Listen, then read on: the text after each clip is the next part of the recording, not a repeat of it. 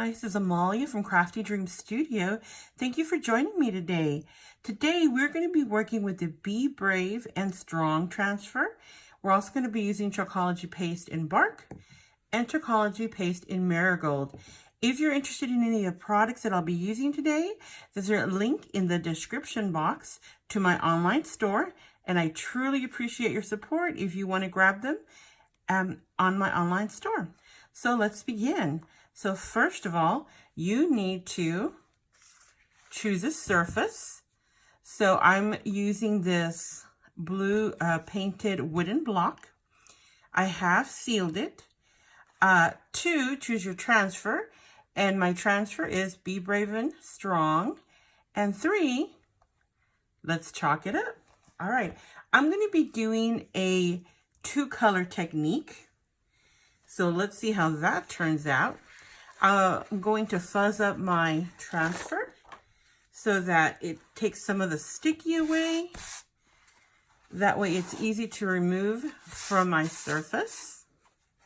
All right, here we go. And I'm just going to center this where I want it. And let me take a look at that. Yes, that looks real good. I like that. I'm pressing it down, making sure there are no bubbles where I'm going to be chalking. Now, up here in this corner, I'm not going to worry about that because I don't have anywhere to chalk there. So that doesn't matter. So I'm just going to be doing this part right here.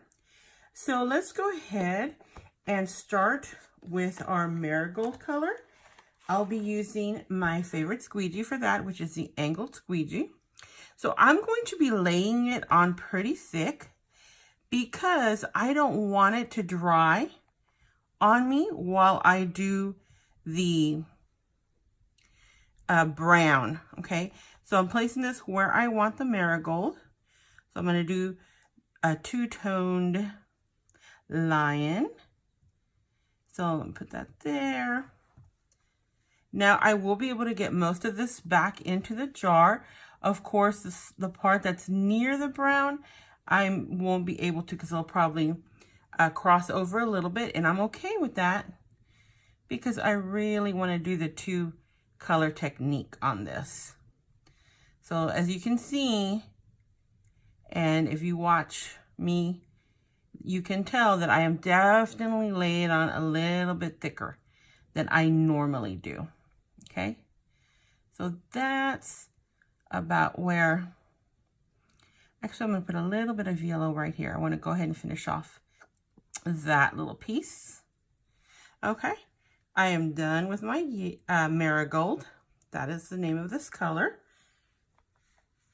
And now I'm going to move on to my bark.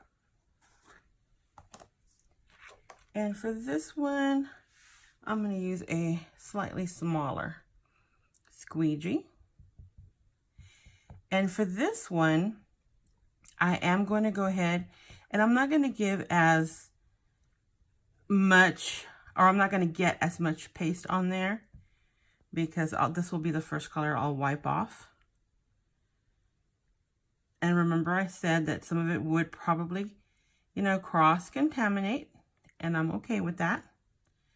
Like I had some right there. And I see, so I cannot put that back in the jar because there's marigold on there. So I'm just going to wipe that off. And then now I can get a little bit more of the spark. And now I'm going to start removing it. Okay, first things first, I'm going to close this one up because I won't be able to return any of the paste back into that jar. There we go. I can't wait to see how this turns out. Oh, I just love creating. If you want to join me in my crafty fun and join my dream team, my Crafty Dreams team, there is a link in the description for that as well. I would love to have you on my team. If you have any questions, I'd be happy to answer them. My email is in the description, box as well. All right, so I've gotten pretty much all the marigold that I'm going to get that's not touching the brown. So I'm going to go ahead and close up my paste. And I'm going to clean this off some.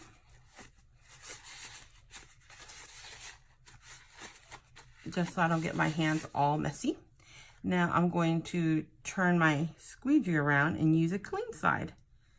That's one of the great things about these angled squeegees.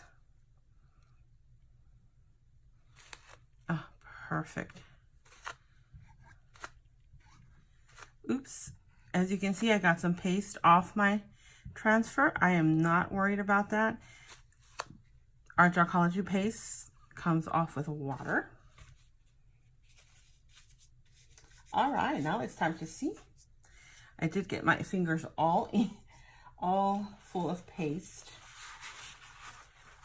So let me go ahead and get a wet wipe and remove that off my hands, just so that I don't get my surface extra messy. All right, I'm picking up from a corner, lifting up. Ooh, loving it so far. Okay.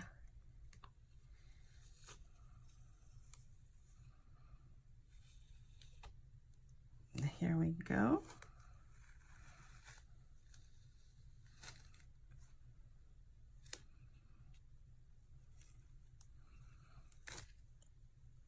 Oh, look at that.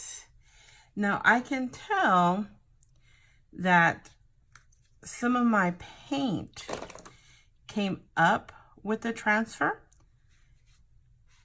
So all I'm going to do is I'm going to retouch up those parts. That just means that that paint wasn't completely dry before I put my transfer on. So that I'm going to go ahead and leave that there so that you don't make the same mistake I did.